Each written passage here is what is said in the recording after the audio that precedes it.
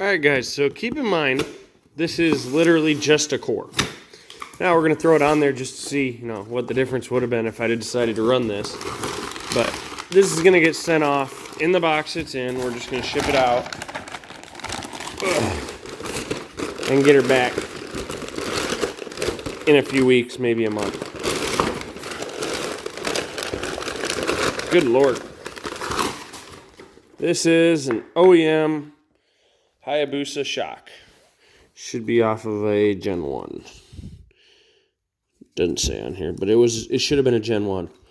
So I'm going to take and I'm going to crank dampening, rebound, and spring compression way the hell up.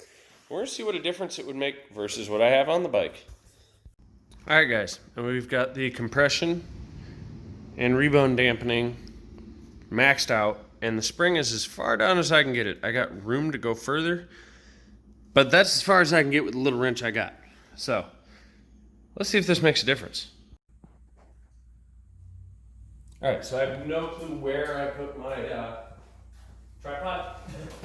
So I'm going to roll this up here. I'm just going to hop on it a few times to show you what it's doing. Okay? It's like a pogo stick. I can just sit here and bounce.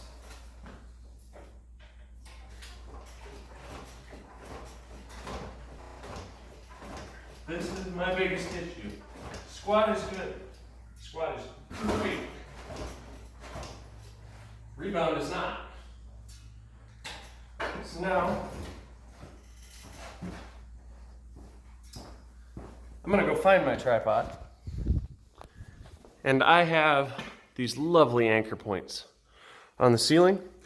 We're going to hook a ratchet strap up to the rear subframe.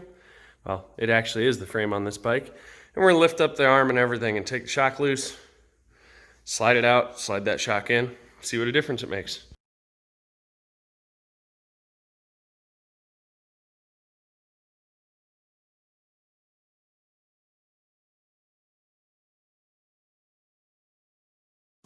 Alright guys, and as you can see, here's my 1000 shock, maxed out on the preload, maxed compression, maxed rebound. There's a substantial difference here that is not a good one. So I need to get with Marcus and ask him how much of an overall length hole-to-hole difference there is in the Pro Revolve. Because there is height adjustment, but I don't know if it goes negative and I don't know how far. So I'm going to send him literally the picture you're looking at and see if it's adjustable to that length. Because if it won't go to the 1000 shock length, I'm screwed. Because right now I am at max droop. I ride around most of the time at max droop. So obviously we got a problem. Now I can hit the lowering links and make them raise links, but all that'll do is change the ride height of the arm. If I go shorter links, it'll raise it. Longer links, you get it. That won't help with the length from the shock brackets. Because right now, this is bottomed out. So this is as far as it can physically be from the top bracket up here, which is welded to the frame. So we're going to figure something out. Either he's going to have a straight bone there, or I could flip it, I suppose. I wonder if that would work. I'm going to flip it. We'll see if that works. Well, flipping that didn't work either. So, message is off to Marcus. We're waiting for a reply. I need to know if his Pro Revolve is shorter than the stock Hayabusa shock. It needs to be an inch or so shorter. Preferably way more than an inch shorter with the height adjustment he has. Also, he has a larger chamber on those shocks. I only have about 1.5 inches before that chamber is gouging into my frame. So this shock may be a bust. I may have to go to an external chamber, completely custom, $1,500 M2S2. At that point, I'm just going to cancel my invoice and we will look at alternatives. Whether it is finding a heavier spring, maybe shoving this Busa spring on that shock. Having it recharged with thicker oil, I don't know what I can do. Apparently no one revalves GSX-R 1000 shocks. They'll expect you to go to a Hayabusa shock, which is awesome.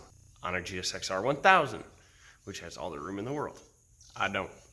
That 1000 shock is substantially bigger than my stock shock. Now you're gonna jam a bigger shock in there. It just don't fit.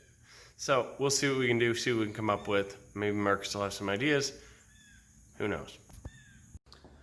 All right, guys. Well, we did not get to demonstrate what change may have occurred. I know the spring rate's heavier on that Buza shock and the compression's a little better, but we will get the next suspension video for Susie will be with the Pro Revalve shock. I did confirm with Marcus that yes, this revalve does shorten it 1/2 inch, which is exactly the difference between these two shocks. So we'll shorten it 1/2 inch. Hopefully the chamber's not too big. Kind of taking bets there. I think I'm gonna go look at some pictures and compare some skilled sizes and see what we're looking at, but it should work. So hopefully that'll work. Susie's back over here with the shock just put in finger tight. We're not going to the track, we're not gonna ride her. The next thing we're gonna work on will be the air shifter linkage. We're gonna be coming up with a custom one that is a solid shaft instead of compounded linkages. So stick around and watch for that video coming up in the next week or so. I don't know. I'm kind of gonna take it easy in the shop time here. I just gotta meet my neighbors, nice folks. So thanks for watching, guys.